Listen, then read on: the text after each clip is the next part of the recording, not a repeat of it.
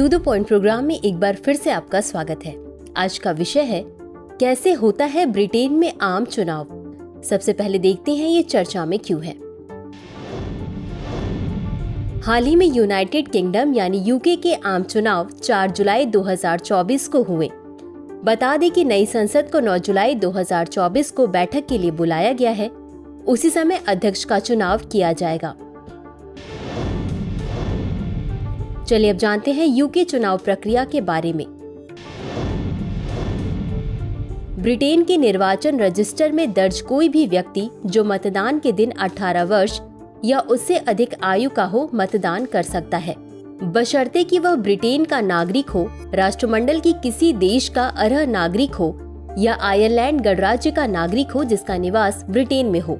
Britain के आम चुनावों में जो लोग मतदान नहीं कर सकते उनमें शामिल हैं जेल में सजा काट रहे कैदी और ब्रिटेन के ऊपरी सदन हाउस ऑफ लॉर्ड्स के सदस्य। वर्ष 2024 में निचले सदन हाउस ऑफ कॉमन्स की सभी 650 सीटों के लिए चुनाव हो रहे हैं। सदन में मतदान करने वाला प्रत्येक सदस्य केवल एक मतदान क्षेत्र या निर्वाचन क्षेत्र का प्रतिनिधित्व करता है। प्रथम पास्ट द पोस्ट प्रणाली के तहत किसी भी निर्वाचन क्षेत्र में सबसे अधिक वोट जीतने वाला उम्मीदवार सांसद बन जाता है।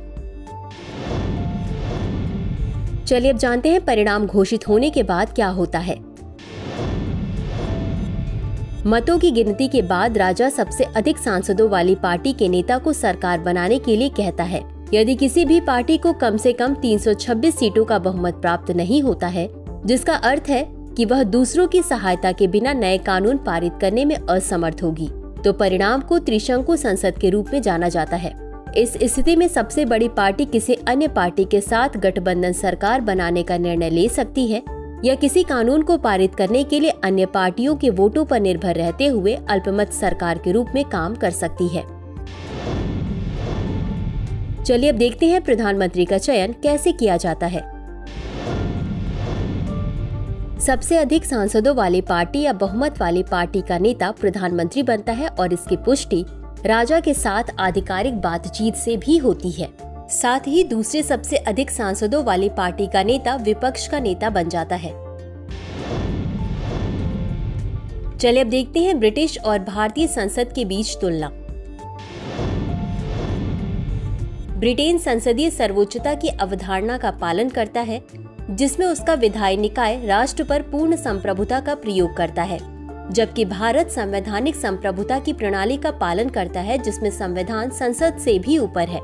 ब्रिटेन की संसद द्वारा विधेयक पारित किए जाने पर सम्राट की स्वीकृति को केवल औपचारिकता के रूप में लिया जाता है, जबकि भारत के मामले में राष्ट्रपति के पास पुनर्विचार के लिए विधेयक को वापस करने या स्वीकृति रोकने का अधिकार है। ब्रिटेन में प्रधानमंत्री को केवल हाउस ऑफ कॉमन से ही चुने जाने की अनुमति है, जबकि भारत में प्रधानमंत्री को किसी भी सदन से चुना जा सकता है। तो चलिए अंत में देखते हैं आज के अभ्यास प्रश्न को।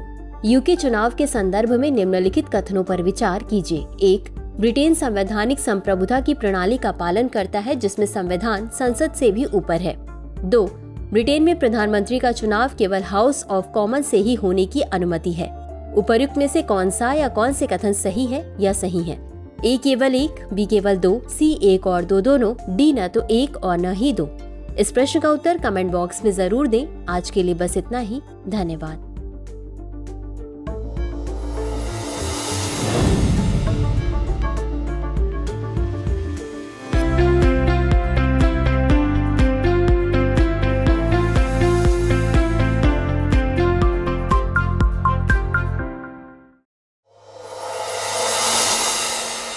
डियर व्यूअर्स, अपने एग्जाम की तैयारी को और बेहतर करने के लिए हमारे चैनल को लाइक, शेयर और सब्सक्राइब करना न भूलें।